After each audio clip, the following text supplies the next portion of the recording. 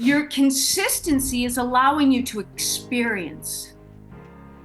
And experience is one of the most valuable tools that will help you forward in life.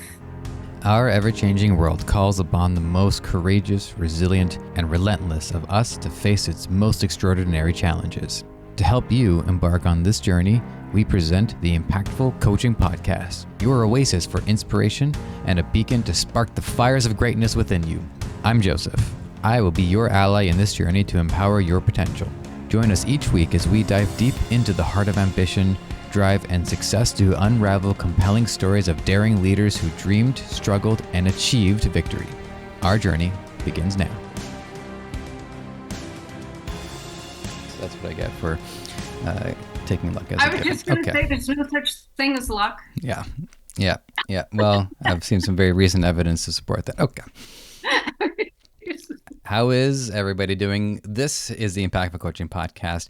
My name is Joseph, and today's episode is going to break a couple of milestones, a few achievements today. For one, we have our first returning guest, Carlene Sullivan, is once again gracing us with her presence. And the second thing is that, Carlene wanted to do this episode, actually. She wanted to, I guess, put the spotlight on me and use this episode as an opportunity to share more of my story with all of you. Now, for those of you who have listened to every episode that has come out, you have seen bits and pieces of my story, but it really all depends on the context. Again, if we're talking about finances, and I talk about my financial experience. If we're talking about sex, and obviously we talk about my sexual experiences with some discretion. But today's episode is actually going to be about me. So for those of you who are interested in learning more about me in a condensed hour/hour and a half /2 hour setting, I'm not sure how long this is going to go for.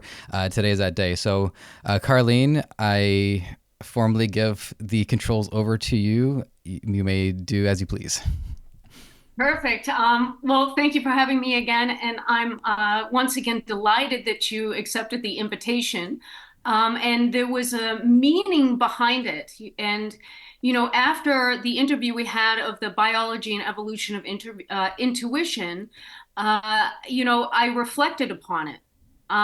Not only the interview, but it was more about your natural flow of movement of working one-on-one with an individual you've never met before. Yeah. And, and since I am, I work in a very spiritually elevated position, in a grounded way where I try to have people see the reality versus the illusion of, let's say, fashion and trends, as we move forward into being a more conscious being. But the reason why I asked was it came in to me as to clear a karmic circle. Because what I did is I went back to your 45 plus podcast that you've been hosting, and excuse me, maybe it's more than that or maybe less. But around there. It's about 45 plus. And I went back and I reflected on it and thinking about how much energy and how much time that you put in for creating this platform for people to voice their truths, whatever that may be, so they can inspire, not only maybe they inspire themselves when they speak, but they also, the whole background of it is to, integrate creativity and imagination to the listeners. And so from now that karma is, let's say, a trend, it's also a truth. And so when I went back and I reflected on it, I was thinking, is there something that he might be struggling with, that he's not reaching that next level that he sees himself that he can possibly be at? And this comes back to karma. Okay. And the reason why I asked you is because in when I wrote in many of the things publications that I write, one of the things I write about is karma, and there's three different karmas that I define. One is personal, one is collective, and then one is ancestral. That one we sort of can't escape. Okay. And so this basically is to clear your collective karma. So you can move to that next level where you feel as though you might be struggling because you've put in all the time, you've put in the effort, you're in the background, you're doing more work than, let's say, me just, blah, blah, blah for an hour. There's so much behind the scenes. And, when you say in the beginning of impactful coaching, ambitious, daring leaders who dared to dream, struggled, and achieved victory. Okay. So you have the dreams, you struggled, and now it's your time to experience the victory. Because when that happens, you're now moving, you've cleared that karmic reaction, you've become aware of it, and you can move on into the next level. And that's why I thought you've put so much time and effort, and 45 of us only on this podcast. I don't know what you've done in the past. And so now it's time for you to be in the spotlight versus all of us saying what we have to present. And so that's why I asked you. So it's basically a little bit of lesson on karma. And hopefully it's you to recognize that it's your time, that karmic circle has now come back to you. And it gives you the opportunity to open up your mind to new avenues, something that you may be personally be struggling with. And so that's the reason why I asked. And once again, if you remember the last podcast, I could talk the ears off a rabbit. Okay, so I'm going to just make it short right there, and get into talking more about you and what you do. So I will actually start off the exact same way as you started off with me last time, and we'll just start by, how are you feeling today? Feeling. Well, I feel pretty good. So I mentioned this I'm pretty sure I mentioned this in the last recording that I did. And I mentioned it to you before we started our recording today, which is I had just come back from a trip having paid tribute to a friend who had passed from a previous lifetime. And while it was obviously a somber trip, especially when people were going up to say their piece about our departed friend, I also experienced a lot of joy over the course of that weekend because I felt a lot of freedom. Freedom to not have people knocking on my door or asking me for help. Not that I love my family to death, but it is nice to have some peace and quiet to myself. The freedom to step out of the hotel and kind of do whatever happened to be open. If I wanted to go grab a cup of coffee or go visit the grocery store or just look around town, to feel all of that. I intentionally waited until very late in the evening to go swimming because I don't wanted to. I just prefer swimming on my own if I can. And that was actually the first time I got to enjoy a pool all to myself. And all for a very reasonable price too. So shout out to Comfort Inn. I definitely lived up to this name.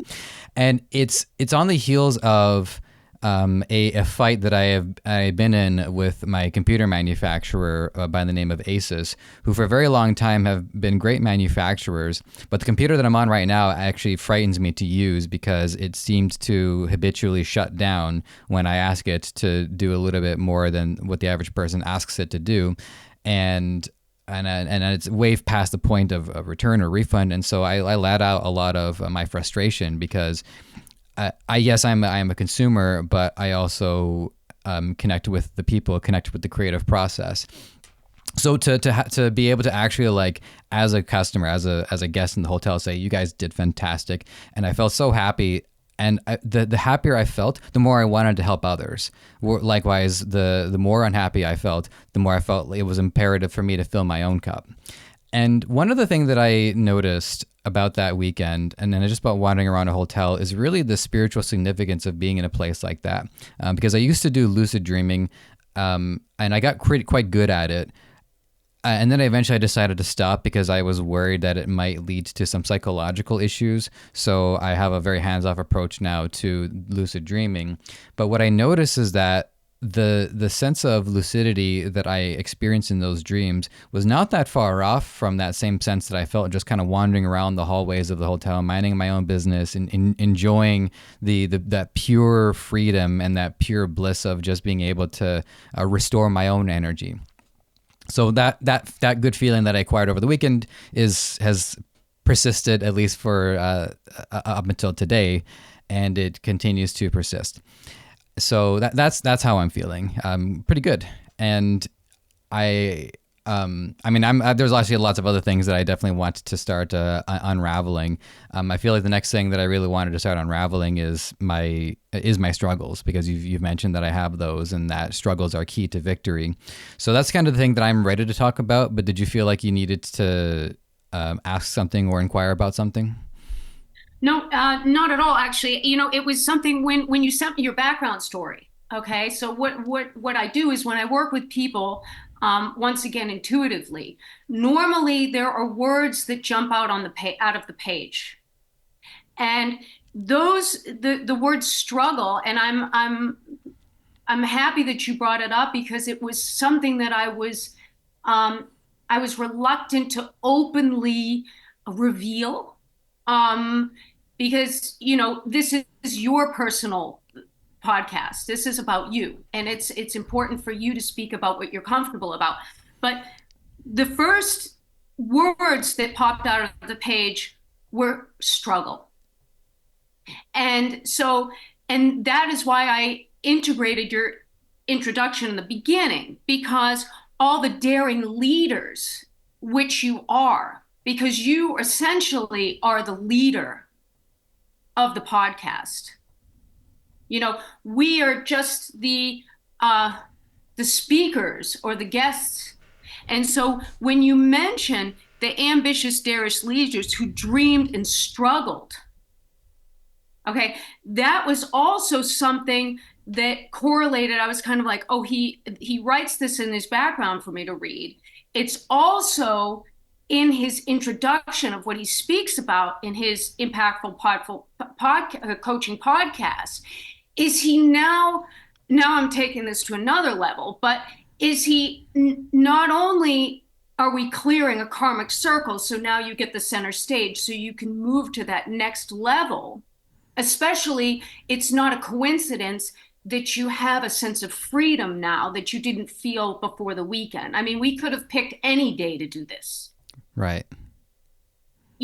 So there's a connection between everything we do.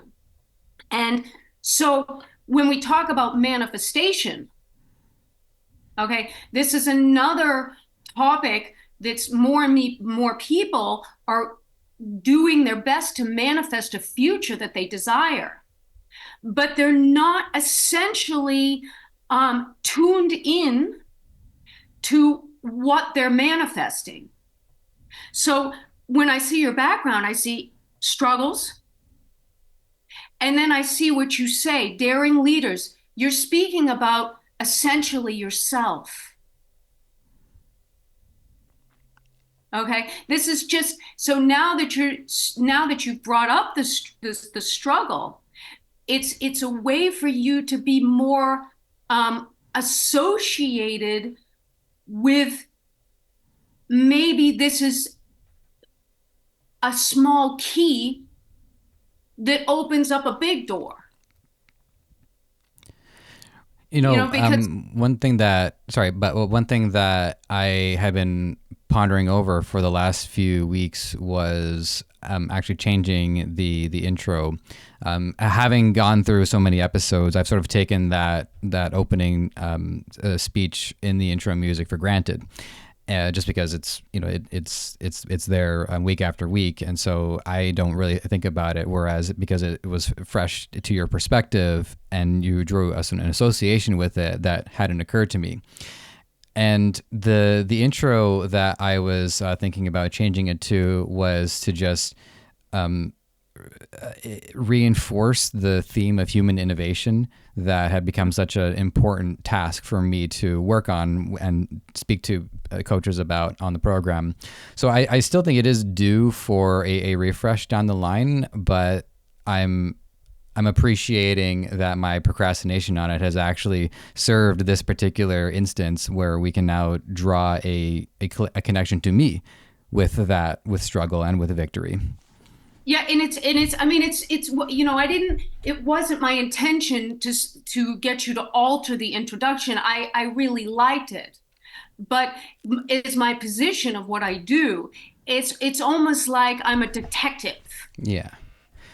So I take the bits and pieces of what's going on with people's emotional instability, and I try to, put the puzzle pieces together so they can see the picture of how it works. Because as we move forward into more conscious, elevated people, um, all of these aspects that they're coming in, it's very imperative that we understand the misconceptions, and this goes back to, because once again, the struggles. Okay. And when you say the word struggle, can you put an image with struggle? Can you have is there an image that you see with the word struggle? First thing that comes to my mind would be my resume. So we had discussed in with the document that I had sent you, there was a few subjects that I had talked about, but it was the struggle with money and I guess to branch out from that, it's the struggle with work. Now, something that had stressed me out for a long time, especially while I was renting in Toronto, and for those of you who don't know, the picture that you see is not where I am actually right now. This is a picture from the apartment I used to rent out. And none of my work was steady work. It wasn't like I had a part-time job at a grocery store or anything that is in that dependable sense. And yet the bills and the expenses were very consistent. They were something that I'd be dealing with month after month. And this not only did stress form up, but there became this deep dissatisfaction with seeing the work that I would do, the good work that I would do, the important work that I would do, and thinking that energy, which is, money being a representation of energy, that energy is being used to maintain things that are probably inflated because our system seems to want to inflate money and seems to want to, create this dissatisfaction, create this frustration in us. But the fact that it was paying for my phone, or the fact that it was paying for some very pedestrian, some very utilitarian things, and I couldn't use that energy for things like investing into gear or investing into classes or skills or even going on trips, which of course can be done for leisure. But as I said, that trip wasn't just for relaxation. It was done for my friend. The relaxation was really just a byproduct. I wasn't even really counting on that. I just needed somewhere to sleep. Then ended up having an epiphany while I was there. So shout out to Comfort Inn for giving me the epiphany. And it was actually only in the last couple of weeks that it dawned on me that, if I just got a part-time job over the weekend where I don't do my freelancing work and had consistent work to associate with the consistent expenses, that then you have a square block going in a square hole. At least that thing would be taken care of. And so then that way I can visualize the compensation that I am receiving for my freelancing work, for my creative work. And there's consistent work and then there's inconsistent work. And it's tricky because inconsistent doesn't sound as good as consistent. So if there were another word, I would use that, but I can't think of it. So that's something that I've actually done to sort of correct course and say, okay, go find a part-time job, go work on the weekends. You're basically playing games over the weekend anyways, so you very rarely use them the way most people use them. And so that's something that I'm actively working on. I'm also thankful for the fact that I can now be here in Ajax, and I'm living with my mother-in-law and my partner, and we're able to save a lot of that money. And so now I can start making some of these more preferable decisions more frequently. Work opportunities are a little lower here than in the center of Toronto, so there's a balancing act there too. And money for me has been a difficult thing for a long time. And just to be, I can't be totally transparent, but just to be at least a little bit more transparent, as I do get compensated for this because of my producer does compensate me for this, but it's not, it's not world changing. It's something that helps to keep things running more smoothly.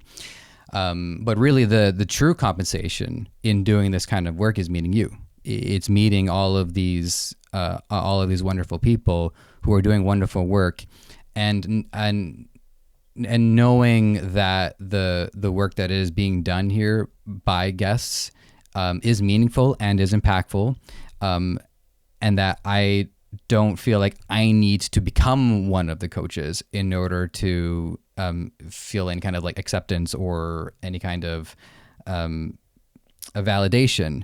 In fact, it's more validating for me to do what I do and to be a broadcaster and to be a messenger. Now, one of the things that you mentioned that is interesting to me is also that you see that leadership in me. And leadership is something that has been a through line for me too, because I kind of see what I do as the support, right? I'm the one that's holding up the light to give the spotlight to other people. And I feel that leadership is always the most profound when it is given to people, especially to people who don't want it. I think likewise when someone who desires leadership and who wants to be a leader and has that ego and says, I should be the leader, I should be in charge, there are mixed results when people like that seek those roles. And as a nerd and as a gamer, I don't just play games to take my mind off things. I don't just play games for the dopamine hit. I play games because games have evolved immensely, and they've become tools that we can use to explore our decision-making process and our preferences in an environment where failure doesn't result in anything other than a positive takeaway or lessons learned.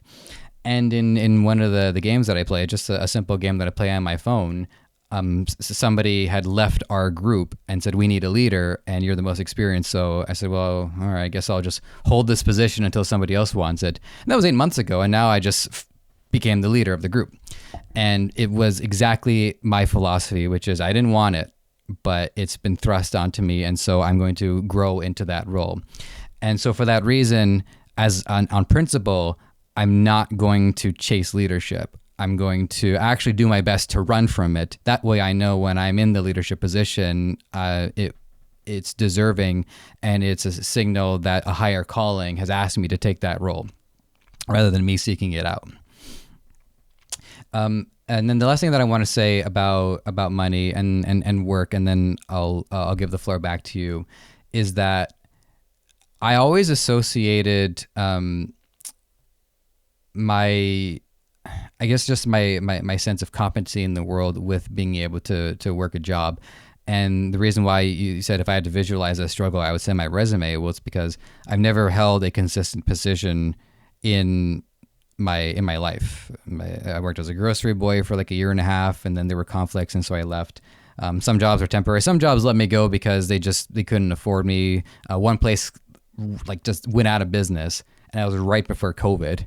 Like if I had just been laid off like 1 month later, I could have gotten my COVID benefits, but we just couldn't hold out for one more month. But however, if I look at my career, there's much more consistency in that holistic sense. So I started doing background acting for film and television in 2016, which is inconsistent work because either there's a scene to shoot or there's not. And it's wonderful work. It's really some of the most joy that I experience 99 times out of 100. Getting up at 2 a.m. in the morning to brave the cold and travel for 2 hours to get to set, not a good part, but it serves as a benchmark to see who's got the grit and who doesn't. And Yeah. I appreciate the difficulty And of was it. this, excuse me, was this in Toronto that you were getting up at 2 a.m.? Where were you getting up? Oh yeah, it was all in Toronto. Toronto Oh, has a pretty strong film. this Yeah, is cold, cold. yeah, yeah, This is like real cold. yeah. Well, it's relative. It's Toronto cold, but if you go north by even like an hour, it's then the real cold really starts to set in. But then there's also nothing to film there, so we lucked out. Actually, funny enough, they were filming something in the town of Brockville where I was, and they were like, "Are you here for the film?" I'm like, "No, but maybe I should try sneaking onto set anyways," which I did not do because that would get me blacklisted and then I would never work in the industry again.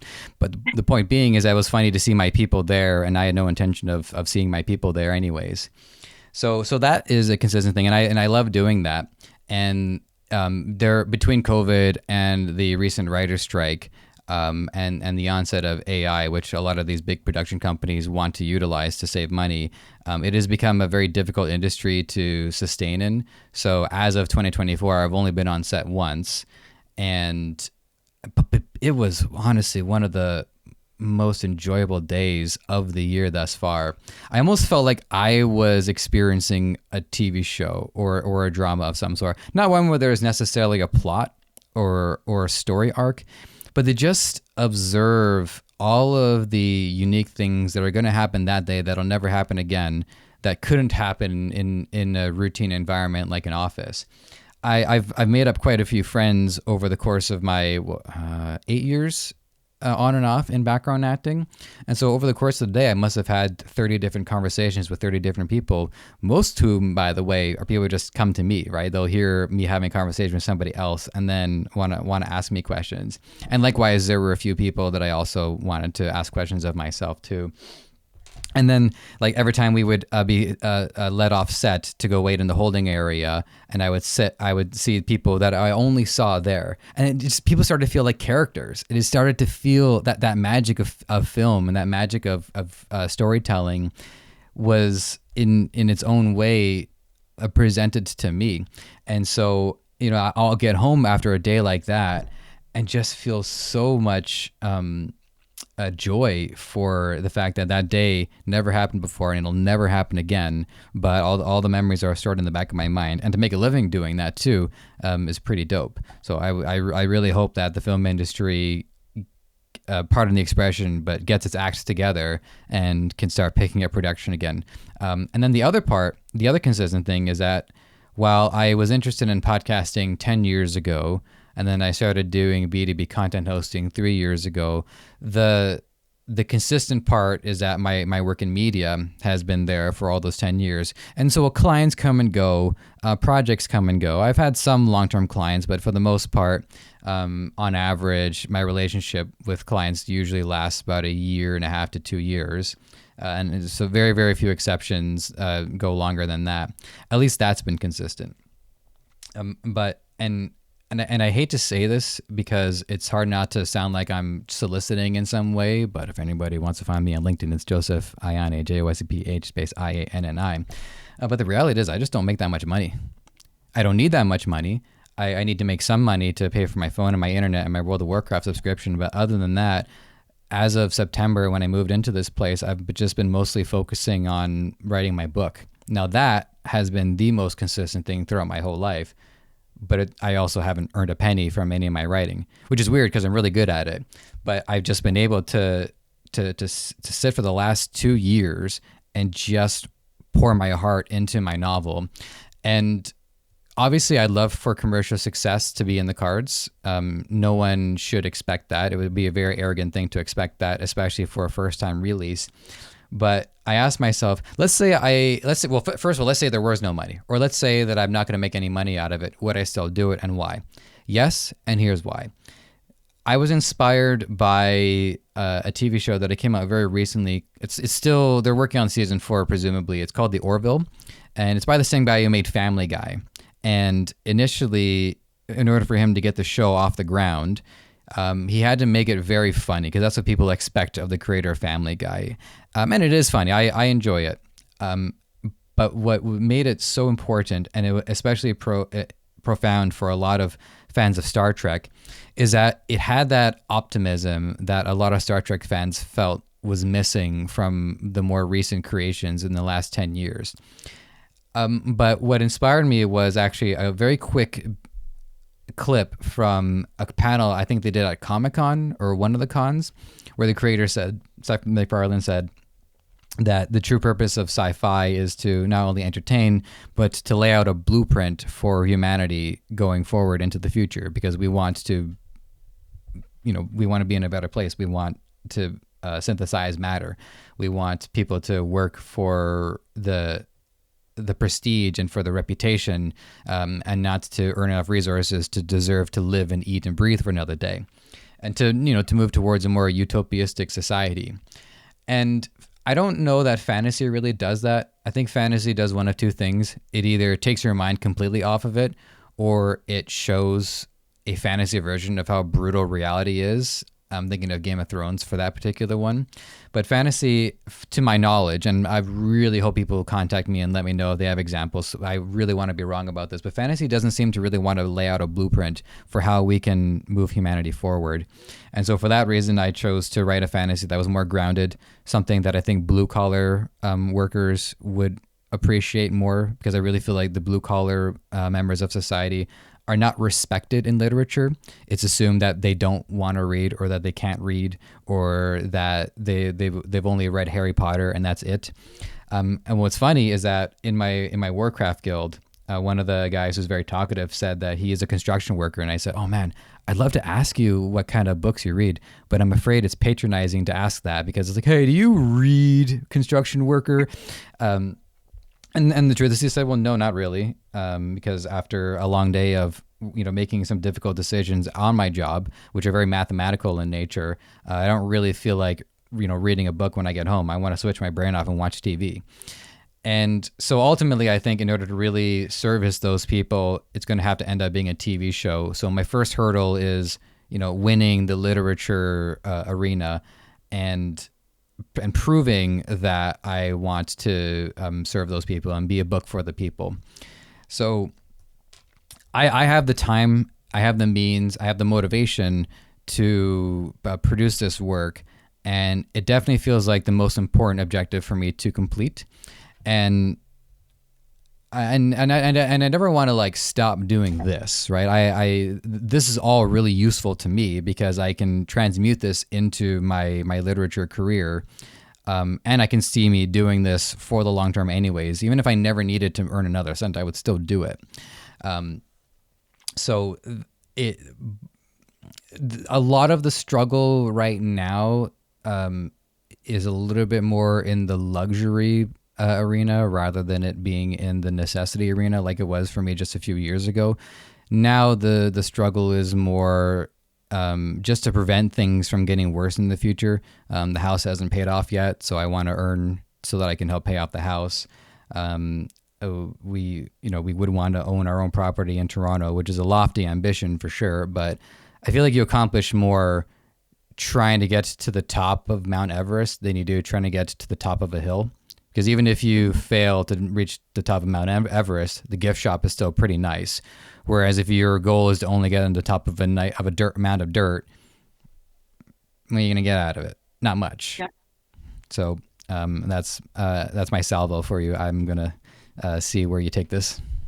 But it's there's, like I mentioned before, there's key words when I hear people speak. Okay, one of the words was consistency, and there was I don't have so much consistency. And when you spoke about your life experiences, what came to my mind was that even though consistency is perhaps of some relevancy for you, it has some validity. It also portrays an image of boredom. When you're in a consistent motion, Okay. You don't have the availability to have had all these different jobs, you know, so if there's a way to separate yourself, and this is what we spoke about in the last episode about intuition, and I'm going to talk about that again, is that when you can separate yourself about how you feel about a subject and what you think about it, and actually watch it from an observation point of view. Okay. Your consistency is allowing you to experience. And experience is one of the most valuable tools that will help you forward in life. And it's one of, when people hear your story of the so-called struggle, which I preferred, when I think of the word struggle, okay, and this is why I told you to create an image. So if I to say to someone I'm struggling, okay, I imagine myself in a potato sack with it tied. I can't move my limbs and I'm struggling. It's like I'm trapped. Okay. And so when you present your concerns as struggle, then that's essentially how you will become. It's almost like you become trapped in that cycle. And this is how the manifestation and the personalized karma works. So when you use words and the way you think about certain aspects of your life, what essentially you're doing is you're creating the reality, the manifestation of the struggle. So, I mean, this is just something that came up, and I'm not here to coach you in any way, but it's just maybe a tip that you can use when you think in the future about what you're struggling with, replace it with a positive connotation of a synonym. Like, I mean, even concern. This is more neutral. Or even, I'm intrigued. If you take the same exact subject and you change the word struggle, it changes the whole aspect of the actual play. And that's something I want to talk to you too about, is when you wrote about your avatars and your gaming. So the next thing was when you said, I hope that things in the industry change. And this, once again, I always call myself the spiritual rebel because I'm pushing, I'm pushing it a little bit. But hope is something that maybe worked 20 years ago. We don't have time for hope anymore. Okay? Because hope is passive. It signifies that we have doubt. It's almost like if I say, oh, my vacation's next week, I hope the weather's nice. I'm setting myself up for a rainy holiday. Because it's really important as we move forward, especially as we're intuitive beings. And so when you speak about your so-called struggles, okay, I am 100% sure that there's other people that have the same exact feeling or emotional concerns that you have, but yet in a different story. So since we're intuitive beings, it's when you want to not only impact yourself in a positive way, because human beings, we're all selfish. There's no escape that. We're not spiritually entities floating around as orbs.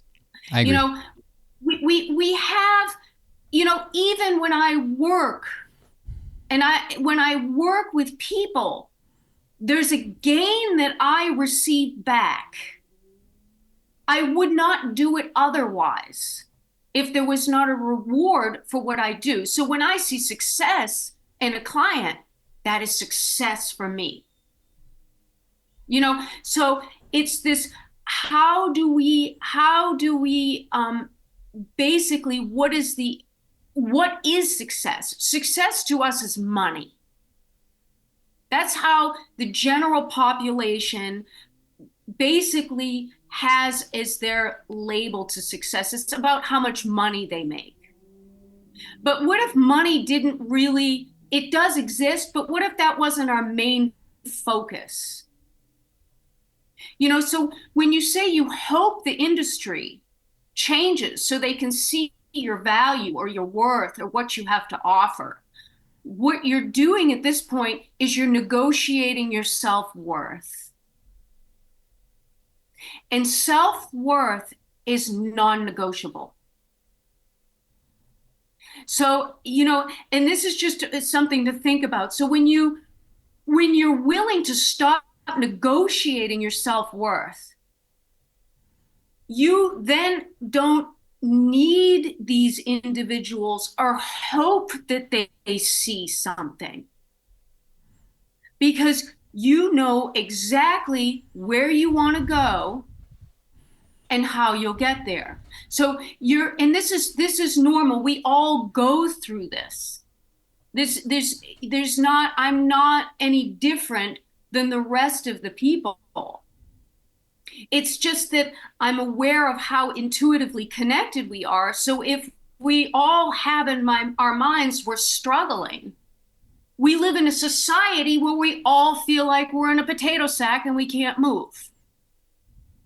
But if we change it, each individual starts changing it. I am intrigued by this idea, or whatever word you want to replace the negative with either a positive. It changes the whole concept and reality of the story. And that's basically how you change your mindset. And once you change your mindset, you'll see your whole reality and your whole world has changed. And it started with this past weekend that you had. You said, I felt as though, and I'm not sure if we recorded this or if this is something you said prior, you said you almost felt like you were in a game. In a dream. Or in a dream. Yeah, you felt like you were in a dream. Yeah. But life is a dream. And we as human beings, we're taking it way too seriously. We're taking it to a point where we're strangling the contentment and the happiness out of us. It's like we're dripping ourselves dry, wringing it out when it just says lay flat. We're like, and we're wondering why we shrunk. And we're like, okay, we put ourselves in the 60-degree water on high degrees. Now we're wringing it out. It's like, no, just chill out, go in some cool water and lay flat to dry. And just let things smooth out a bit. And so that was something when you hope, when people are hoping, it's not that we don't want to hope. Okay, because this has things with faith, but it could signify that we're still negotiating our self-worth. And self-worth is non-negotiable. There's plenty of other things we can negotiate. Almost everything else in the world. From cars to selling systems and negotiating even your avatars on your game. Who are you going to be? I'll be this person. But when it comes to what you believe is your destiny and your fate, there's no room for hope anymore. So this is something that just, gets you to drive forward and see that leadership that you do have and all those talents and the consistency. If you did have it, there could have been an element that then would have integrated in your life of complete boredom. Because this consistency is like what we spoke of in the last it's almost like we become the cogs. Yeah. So you're experiencing life. And when you've had enough experiences, at that point there, and you have that self-confidence is of utmost importance. Because when you have self-confidence, since we are intuitive beings, people can feel it. They can feel it. And they will sense it. And then your whole world and your whole story changes. And this is not just for you, it's for everybody. And so when you write your story, and I did the same thing. I wrote my story. I was convinced I would be a New York Times bestseller. I was like, this is my purpose. I'm going to save millions of people from dying from the coronavirus. Okay, all that happened is I was stuck in my house in lockdown, watching the whole show take form where people are just worried that they can't get their hair done. It almost is, everyone became a pandemic expert virologist. Like, it was unbelievable. And I was like, oh my God, now our opinions and our beliefs are taking over. We're still not seeing. And so when you write your novel, it's not about the success of who reads it. It's more of your own diary. It's for you to find your words and your comfort and your resilience within yourself. So when you have a stage, your novel is your resume. It's not on one sheet of paper like they say. I got to get everything I've done on one thing with the cover letter. It's like, no, I've got 358 pages on my resume. And that's essentially who you are. So your novel is also the building block that will get you to where you're striving to be. And especially in your Gen Zs, you're Gen. I'm a millennial. Okay, so I'm all confused. This is like the new thing. Yeah, it seems like generations are responding faster than I'm previous, like, then we've got the alpha but what's interesting, and I don't want to get off that, but they're starting to name the generations after brainwaves, which is actually quite interesting. Because, okay, I don't want to get onto that because once again, I'll just totally derail and start like, oh. But so just think about your manifestation. Think about your karma. And that was why, once again, I asked you today to be in the spotlight, because it's your time. It's your time to sort of get that circle back to complete the reaction from the collective whole of all of us, so you can now move to that next step, whatever that may be, for your essential fate or your destiny, if that's something you believe in. I do, and I'd actually want to tell you a quick story about the most recent encounter with that. But before I do, I also wanted to reflect on what you had said about using the term struggle, and that we can look at the same set of facts and we can reframe it in a way that is both more beneficial and also more truthful. And so if I were to rewrite that, I would say challenge instead of struggle, because at least challenge is something that we can overcome, something that entails growth, and there's a reward for completing a challenge. And so in the same set of facts, but that term is more empowering, to say the least. Challenge is, it's fun. Yep. It's exciting. We're human beings that are driven. We're passionate about what we do. Mm-hmm. You know, and this is, and I just want to, I'm going to say one more thing, and then you can take the stage before I forget. So, you know, you're young, and I got onto the generations things. You're young, and it's important for you to experience everything you can during your age of vibrancy.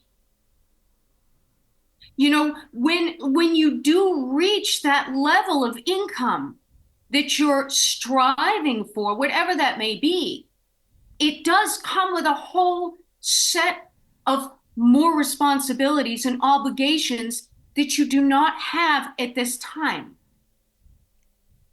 You know, so all of these things, when we're manifesting our future and we're manifesting what we say, you know, ambitious, daring leaders who struggled,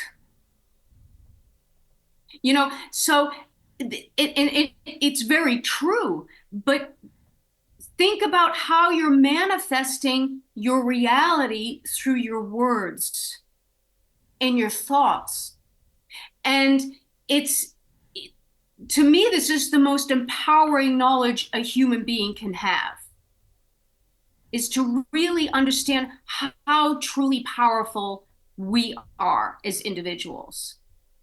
And there's nothing that can stop the innate consciousness within you once you have a good handle on it. Nothing can stop you. The producers that aren't doing what you want, your boss that says no, you can't do that segment. These are just small pebbles in a gigantic sea of opportunities. Okay, and I'll close from there before I continue to ramble on. Reminds me of that Led Zeppelin song, Ramble On, sing that song. You probably don't know it, you're too young, right? Yeah, no, not that one. Every so often, something from the 70s and 80s crosses my radar. Do you know Led Zeppelin? I know Led Zeppelin, but I can't say that I know their music, their discography all that well. But the story that I wanted to tell actually wasn't something else that had happened over the course of the last weekend. So I've been a pretty deterministic person, but at the same time, I also wanted to advocate for free will. And the point of view that I have these days is that for the most part, things are predetermined, but we have free will in small doses. We have the free will to actually refuse our determinism and have God or the universe or whomsoever you want to put into that role says, okay, well, that he didn't want that destiny, so I'll try to lay out something else for him instead. But I think generally free will is more of something that we are being given to practice with, to familiarize ourselves with, and to see how we can handle the tiny droplets of it before we evolve and have the ability to eventually be deterministic for others. And so when I got to the memorial service, I was expecting to see certain people who I know had been as good of a friend of him as I was when we were close, and they didn't make it. But someone who I did recognize who did make it was somebody that I had gotten into a pretty unpleasant altercation with when that was the chapter that I was living out. And I didn't recognize him at first, and he didn't recognize me at first. But then we got to talking, and then I remembered his cadence. I remembered the sound of his voice, and thought, "Oh no, it's not him." Of all the people, it had to be the one that I had like some of the worst beef with in that chapter. And he doesn't remember me at all, by the way. And so I look at the guest book and I see his last name. Like, I remember that last name. It's him. And so that was me interfacing with my conscious and saying, okay, I'm pretty sure this is determinism, saying he's here so that you can apologize and come clean. But he doesn't know this. He doesn't even remember who you are. So if you wanted to, you could just evade the situation altogether and just, go on your way. But that can't be it. That was not the point of this. The point of this was to explain what happened to him. And so I did. And he said, I do remember you. So that's the good news. But the bad news is you and I didn't get along. We actually got into some pretty heavy beef back in the day. And I didn't bring up all the details, but I said, listen, if I could take back what I did, I would take it back. And I hope there's some way that I can owe you a favor or provide a service in the future. And he explained that he was going through a lot. He was having his own difficulties with, or his own challenges with substance abuse, and so he had gotten into a lot of altercations with a lot of people. But yeah, it did feel like a weight was lifted off my shoulders, and it really felt like that was the point. Is that was an opportunity to, I guess, and I'm not exactly sure how it might fit into the karmic circle, but at least some way to prove that I have grown and I've matured, and that I can take accountability for something that I don't even have to take accountability for. I can just pretend and nothing happened and just moved on. But I said, no, this isn't right. You just hit the nail right on the head. Okay? To clear karma is essentially about accountability. That's we're not born to be we're not accountable for our actions, and I'm not sure if I brought this up before, but it starts off when you're a young child. Did I mention that with the chocolate cookies? And the chocolate cookies, that doesn't ring a bell. Okay, so it starts off as a young child. So if I'm in this, and we don't know where it comes from, because it starts very young. It's not like we learn this. We're in the kitchen, for instance. You see a 3-year-old child, and the mother says, "I'm going to leave you alone in the kitchen with the jar of double chocolate chip cookies. Do not touch the cookies until I get back. Do you hear me?" Child says, "Yeah, mommy, I hear you." Mother leaves the child in the room. What does the kid do? Of course, goes into the jar, because that's what we do. We are species of temptation. Okay, so starts eating the cookies. And the mother comes back in. She's not angry. She's actually quite amused. And she looks at her baby boy or child and says, "Were you in the cookie jar?" And he's got chocolate strewn all over his face. And he goes, "No." And she says, "Are you sure? I'm not angry. Did you eat the cookies?" "No, I didn't eat the cookies." And then she says it one more time. "I give you one more chance. Did you eat the cookies?" Now she's sort of like, and it's almost like you have to pull the accountability out of us. But when you're accountable for an action, that's all it takes to clear karma. That, and to forgive. This is another thing that humankind has one of the biggest difficulties humankind has, is to forgive not only others, but themselves. We hold grudges for something we've done and something someone else has done, when number one, we're not aware of their, like when he said, "I'm sorry, I had other circumstances. I was struggling with substance abuse." You were completely unaware of that. So when someone does something to us and we take it to heart, we're not actually aware of anything that's going on. Like, not even close. I mean, unless it's your significant other. So the fact that you've got like two karmic, you've got a lot of karmic action going around you now. This is pretty exciting. There's a lot going for you in this last week. Something is shifting for you. So, the fact that even though he may not even remembered it, it didn't matter. You took accountability for it. You said, "I'm sorry." And that's all it takes. And what it does is it helps you understand that the human race isn't that bad. Most of us, 99.9998% of the population, are very good people at heart. They might not make the best decisions. They might be a little impulsive or obsessive, Hmm. but that doesn't mean that when they close their eyes in the evening, they're not essentially wishing, or I'm going to use the word hoping, because they do have doubts,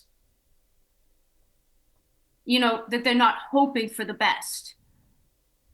But when we start believing in the best and we know it and we see it, the world completely changes. And it starts from each individual. And that's why when you mention when the hotel, and now I'm going to get into the next aspect of your background story, is when you mentioned the hotel, you said you spend a lot in your background story, you said you spend a lot of your time gaming.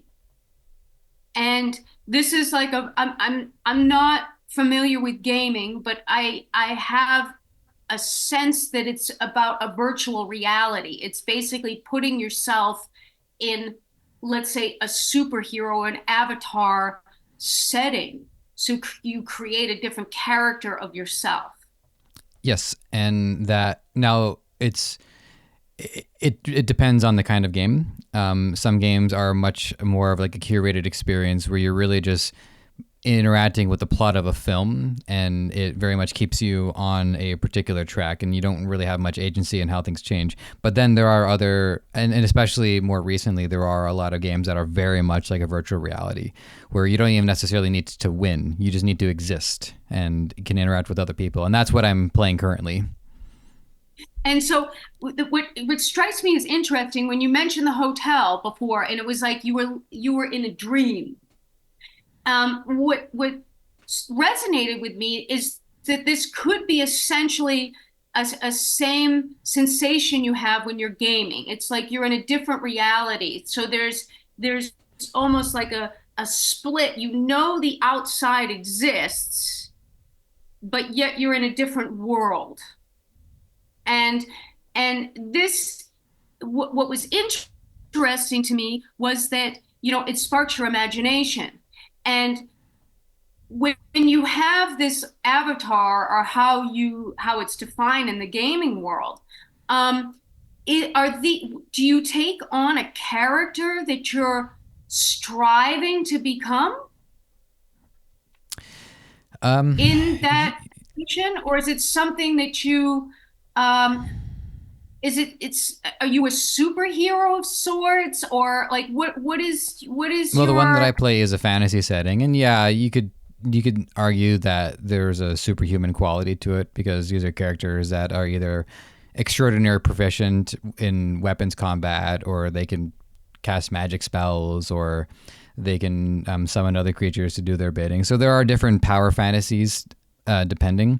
Um, so it's a medieval fantasy setting, but yeah, we definitely are heightened avatars. We have more capabilities in that world than, or different capabilities in that world than perhaps we have here. And one of my so one book that had really resonated with me that I think about quite a bit is called the Raw Contact and Teaching the Law of One. And the premise is that these three highly intuitive people, one of whom was so intuitive she was actually able to disconnect her conscious and allow, presumably, and I mean, either you believe it or you don't, right? I believe it, but that's neither here nor there. But that Ra, the sun god, had entered her form and was communicating with the two of them. And the book details a series of interviews about what is the nature of truth and what is happening to our reality beyond what is happening to us right now. And he describes different densities, and that when you graduate, your conscious graduates to a different density, your form shifts a little bit, your priorities shift a little bit, and depending on how well you provide service to others versus how much you provide service to yourself, depends on which faction you would end up in. And so when I play these games, and then I'm 34 years old, so I played quite a few games over the course of my lifetime. I notice I'm drawn to certain power fantasies more than others.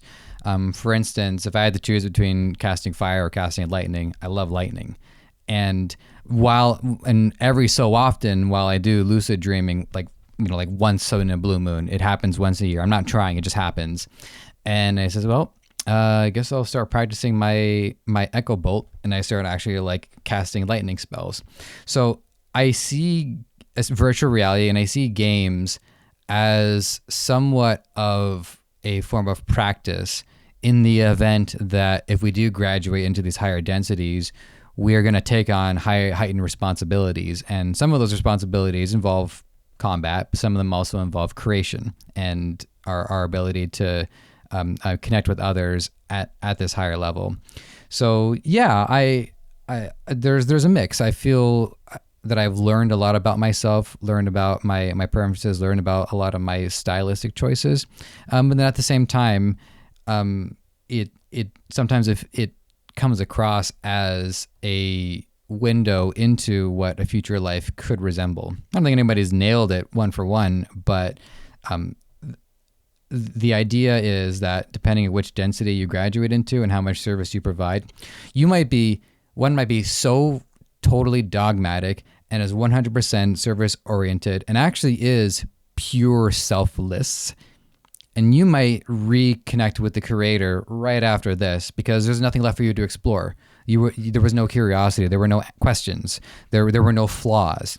And so the purpose of these other densities between now and reuniting with the one great creator is to go on these journeys and to explore parts of ourselves and to gain answers so that when we reunite with the creator, we have more knowledge to provide. And essentially that just doesn't work unless you go through these negative experiences as well. So that is totally. what gaming is very helpful in, again, giving us an environment to do this safely and, with no fear of, physical harm. Although it's crazy because some people will actually put on like haptic suits and will actually electrocute themselves if they fail in a game. Some people are really hardcore about it. I don't sign up for that. Do you believe life is a game? No, I don't believe that. I don't believe it's a simulation. I believe it's a test. I believe it's specifically meant to be a human experience, and Yeah. and that just ties into just my philosophy and my principles. Because when I was early on in my 20s and I was much more ensconced in the in the arts and the creative field, whereas now I'm in a mix in a few different environments, I felt a lot more elitism when I was younger, and then it just sort of hit me the importance of serving humanity, and so for that reason, I just try to stay away from that and just try to focus on having the most human experience that I can. And for that reason, I don't like seeing it as a game. I like seeing my games as games, but yeah. I was just wondering is if this is just a thought. That's why I asked you, when you have a character in your so-called games of your avatars, are some of the characteristics something that you could integrate into your life? Sure. So I'll do my best to. Qualities, you know what I mean? Like Yeah. you're taking the experience within the game that you can integrate. Okay, maybe you can't flash out lightning bolts, but how do you perhaps protect yourself from someone? Do you have that same ability to integrate this into your daily life? So you take your superpowers that we all essentially have and you bring them into the everyday life because each and every one of us has our own unique superpower. Mm-hmm. Whether we like to believe it or not, this could be another one of the many reasons that people are struggling. I use the word struggling because that's how they essentially are wording it in their emotional story, is that they're not putting that innate power in the front for many reasons. One could be because they're still negotiating their self-worth. So that's why I was intrigued about the avatars because it sparked your imagination, you wrote. Mm-hmm. and it's an essential part of your human experience. Well, I think if anything, um, on as we're thinking about this, and as I'm sort of weighing the information that you're giving me, rather than seeing life as a game, perhaps I've seen games more as life, where it is an extension of my lived experience rather than an escape from my lived experience. And what's funny, and I'm getting very much into game details here, so I'll do my best to communicate it clearly. But like I said, there's lots of different power fantasies. You can do fire, you can do ice, you can be a warlock, you can do lots of things. And the game that I've been playing has been out for a very long time, but they've made some very recent changes to it.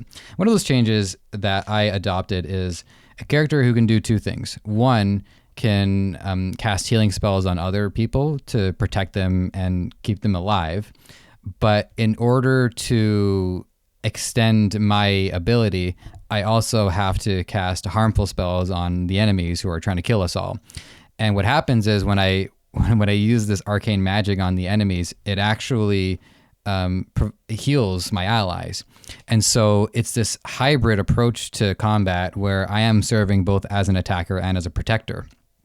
And personally, the idea of hybridization is something that has been a consistent theme for me for a long time. I say this jokingly, but my partner of almost 6 years now, she's half Caucasian and then half regular Asian, and so she's a hybrid herself, which I didn't even know that when I first started dating her. I learned that about her over time, and so that is something that I don't know how much more there is for me to discover, but I'm at a point now where I love the idea of combining two things into one. I love the idea of being both a protector and a fighter, and I'm finding now that games are serving as a way to reinforce and practice and develop my techniques and develop my preferences and then develop my skills.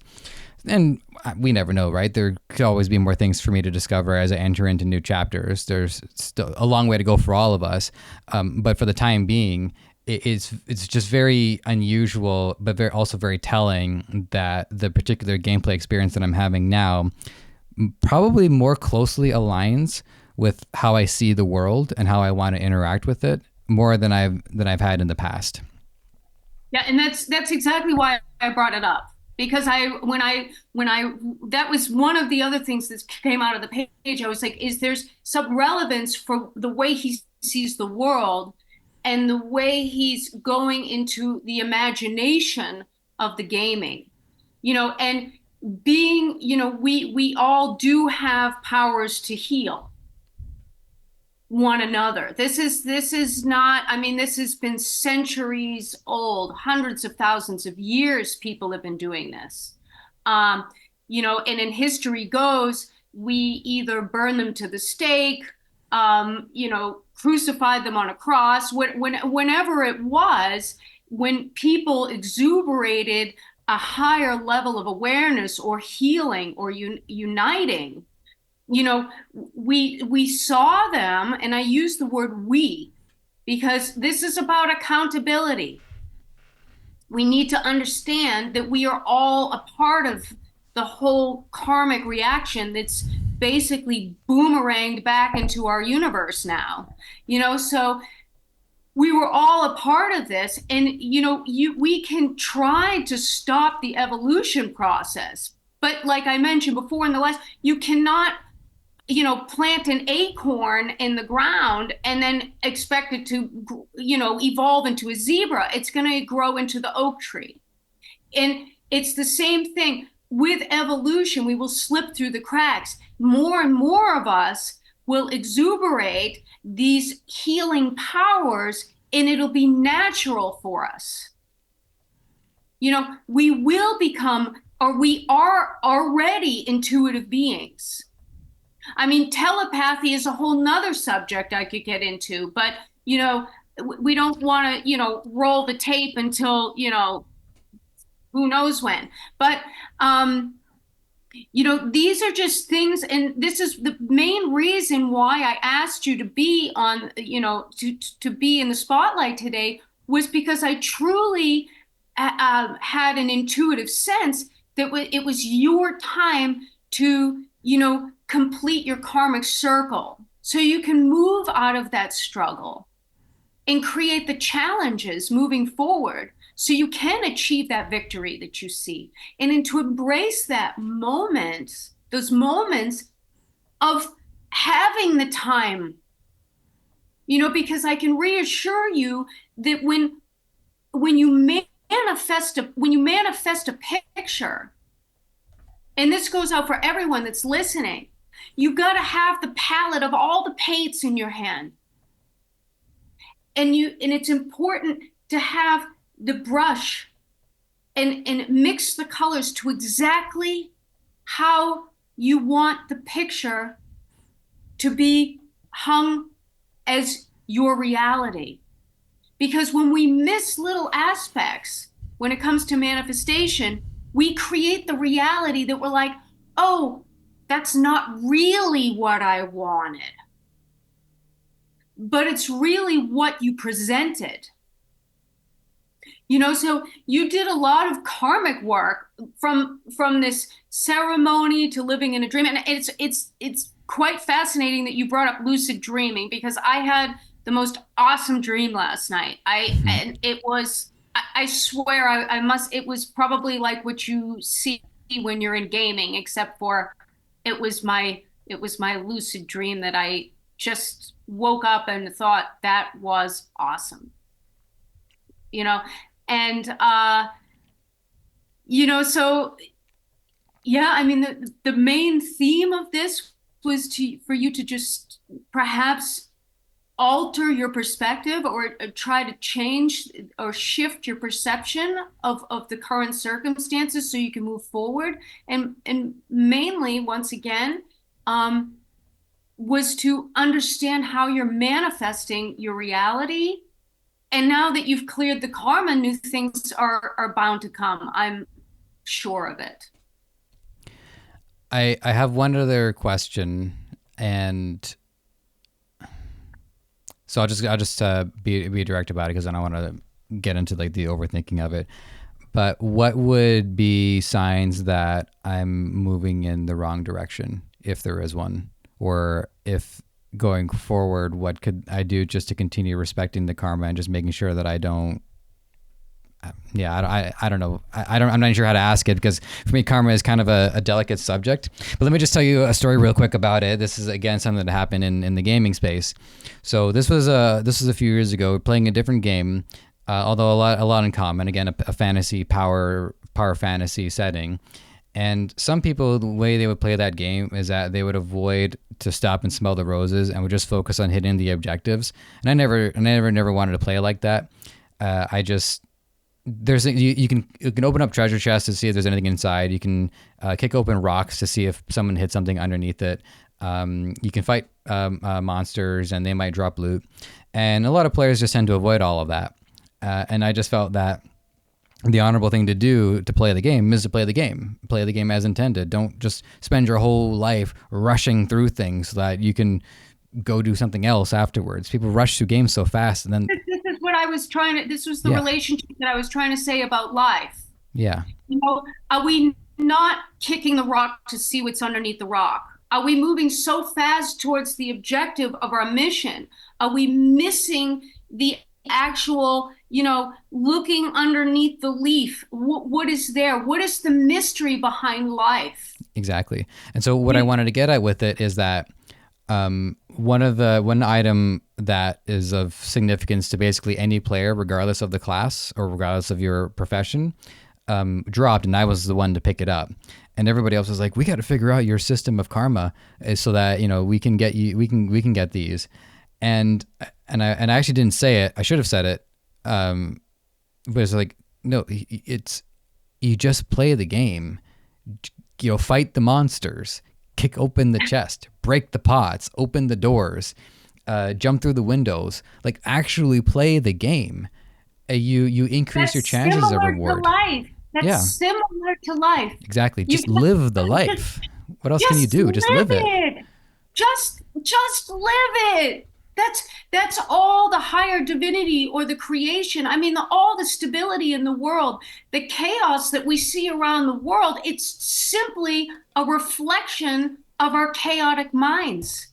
That's all it is. We are living on a heaven.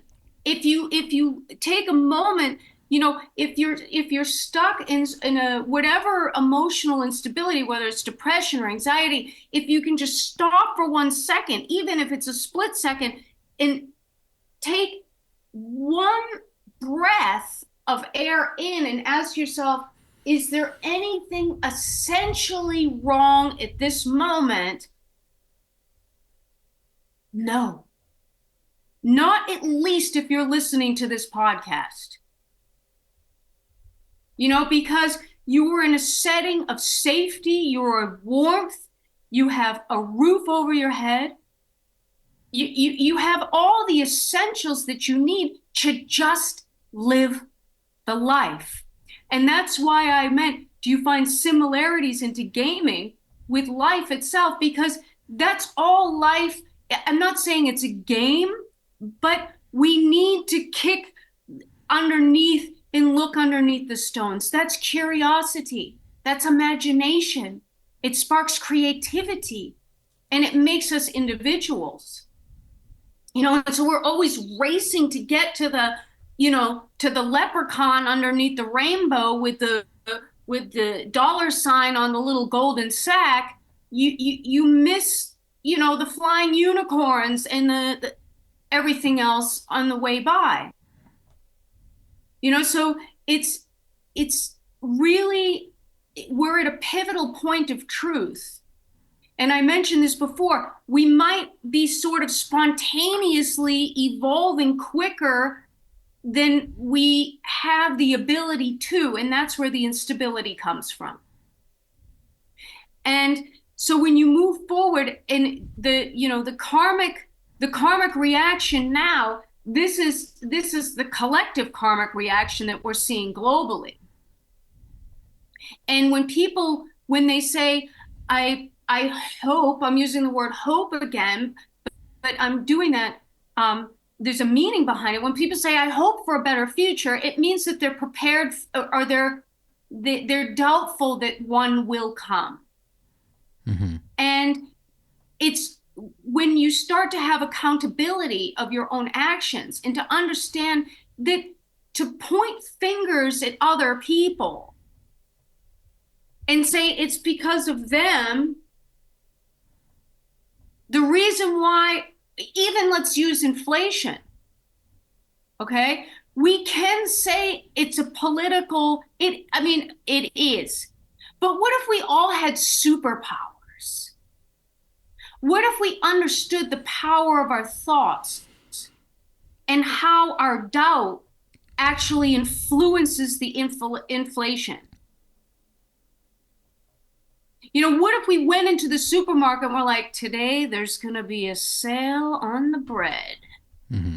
And then right as you get there, they're like, sale on aisle 3, all bread. You know what I mean? That's what makes life magnificent, is when you can create the miracles and they unravel in front of you every second. And I see this in my own life, and that's why I speak and I'm driven to help people, is so they can see the magic of the life too. And so basically, you've created your setting, you've had a spotlight, so you can calibrate on how things are moving for you. And especially since you had this last weekend, keep it rolling. Just live it. Try not to take, and this is for everyone that's listening, try not to take everything so personally.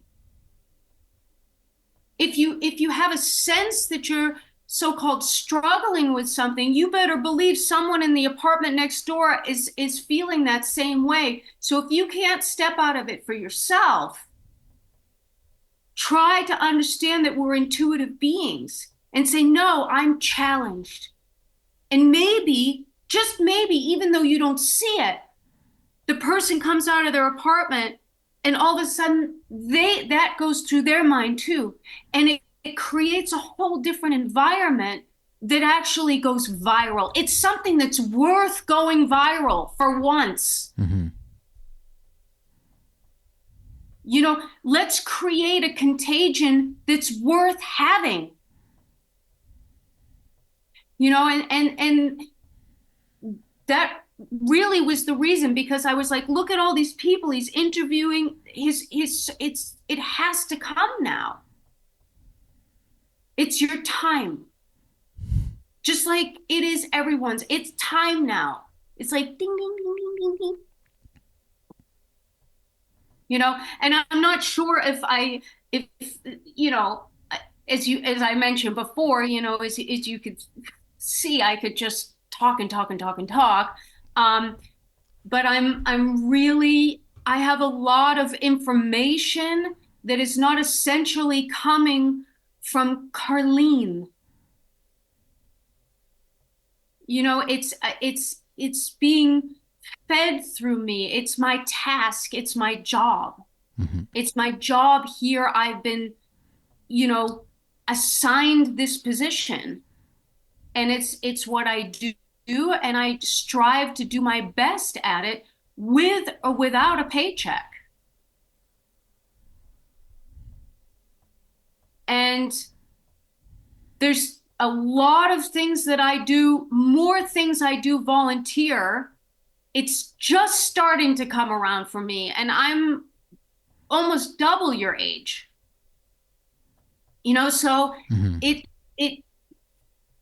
it just takes the time that we say we don't have. I don't have time. How many times do you hear that a day? I don't have time. I'd love to, but I don't have any time. Mm-hmm. No, we do have time if we want to make the time for everything. So if we just take a step back, slow down, and you asked me the question before, how do I know if I'm not making the right choices or the right decisions? And this goes back to what you resonated with before. It becomes effortless effort. If you imagine a mouse in a maze, you put a mouse in a maze. When it gets to a certain point where all the walls are around them, the mouse naturally goes in the opposite direction. When you bring a human into that same maze and all the walls are around them, they try to bash the walls down, not knowing that they're going to be stuck on the other side. Right. So when you find that you're slamming on that wall over and over again, just go in the other way. It's that simple. It's not your fate. It's not your destiny. Make your life as cute as a mouse. Just go in the other way where your footprints aren't even visible. And because when you work, like when you have your fate and your destiny, like I mentioned before, it takes effort. You need to constantly move on it, but it's effortless. It comes natural to you. Like when you do broadcasting, the 45 people you talk to, you literally meet them seconds before. Most of the time, yeah. Very, very few pre-calls. And this is a natural ability you have, regardless of the outcome. If people are listening or not, that's not the point. Because there's a bigger picture. There's different levels. Just like you like it's cha-ching level 2, and you're like, yeah. We just don't have those in our life, so we're sort of missing it. And we're beings of recognition as well. And this goes back to self-worth. When you stop negotiating your self-worth, you no longer need the recognition that you're searching for. because you know exactly where you stand. And that's that's basically that's basically a long answer to your question. So when you ask yourself, am I not doing the right thing? If it becomes a headache, if your pulse is getting so high, if you have insomnia, if you have anxiety, if your heart hurts, these are all sure signs. Same thing in relationships. Hmm. As soon as you question, I'm not sure if this is the right one, you've just answered your question. So we need to understand to stop overthinking and to utilize our superpowers into the real world and just live and enjoy every single moment of it. Because that's actually why we're here. And I mean, of course, I have all these other daily tasks and things that are demanding so much so, especially now that we're in this digital world. I mean, I can't tell you how many times I sign my name to something every day, even if it's like something like buying a sofa. I had to fill out like a 13-page contract for a sofa, you know? And so it's a little bit overboard, but it'll smooth out once we're not so bothered by it. It'll lose its power. And then we just coast through it. And then it just starts to fizzle away. But in any case, did I answer your question? It helped out a great deal. And what I noticed is when I was using, again, my gameplay example about just playing, right? I think you and I really came to the conclusion mutually there, which is, have I gotten into that overthinking state? Have I gotten into that headache state? Have I gotten into that stressful state where I'm just so focused on the destination that I forget to play and live in the moment? By exchanging that particular dialogue, that's what came to my mind too. Is like, you just have to actually just go and go and live, and maybe not worry about whether or not it is or isn't. Yeah, that's it. Especially, for yourself or anyone listening, the listeners out there, if they truly believe in fate and destiny, you can create the construction zone. But as long as you stay in an effort and a moving motion of positivity and striving for that vision, it will come when you are essentially ready.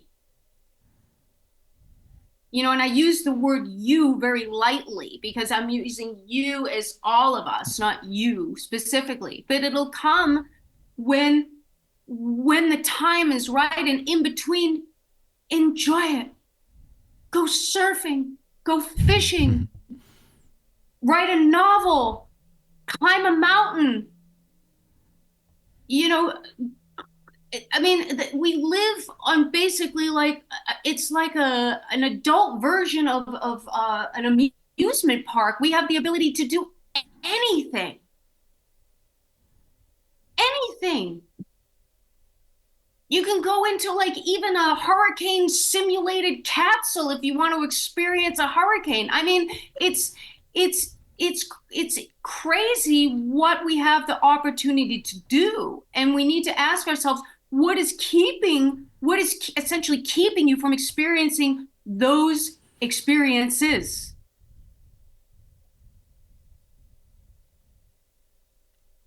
It's I the one of someone I heard, there's a quote, they once said, you're not experiencing suffering,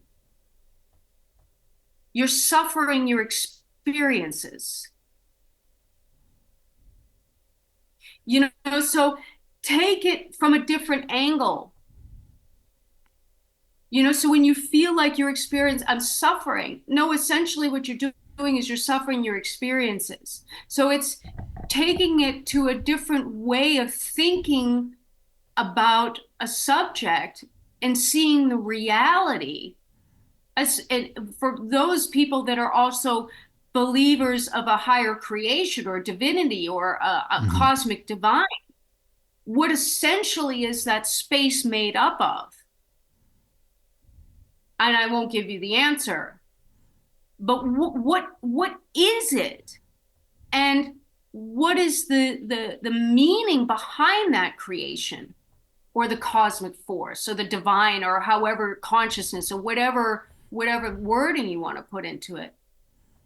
And are you living through what you essentially believe? And we are at a pivotal point, and it's so exciting if we can just, see it, see through the looking glass as it is.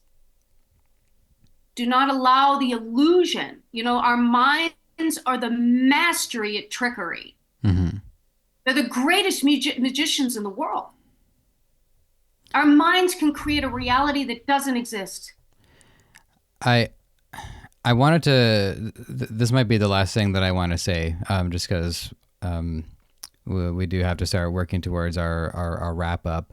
But because you're saying that we can, if we can just see it, if we can just see how things are going to unfold, I believe that we can, and this is where I associate with our artificial intelligence and how we can create illusions at the touch of a button now. And it is possible that this might be our people's last chance to actually understand what reality is before we face the test of multiple realities and virtual realities and metaverses. And so if we don't actually collectively agree on what reality is, well, that's it. Then after that, what reality is will be, our own construct as well.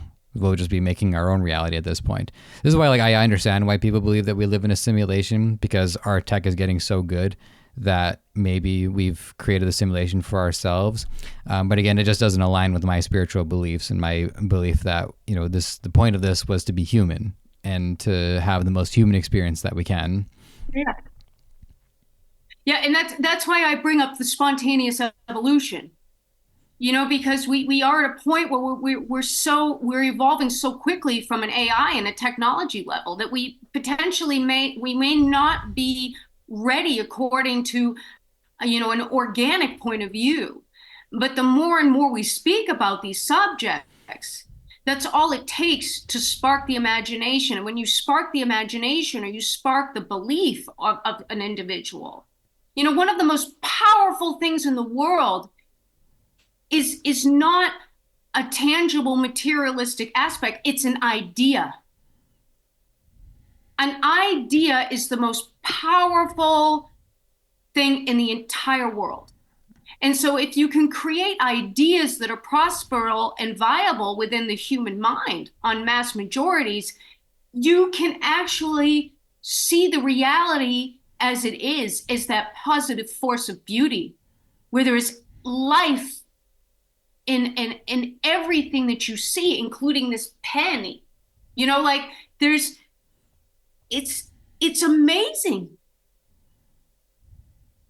It's I mean, I if I could articulate what I essentially experience on a day-to-day basis, that's the best virtual reality anyone could ever experience. But I can't articulate it in words, and it's my own private uh, reality or my show of life. Mm-hmm.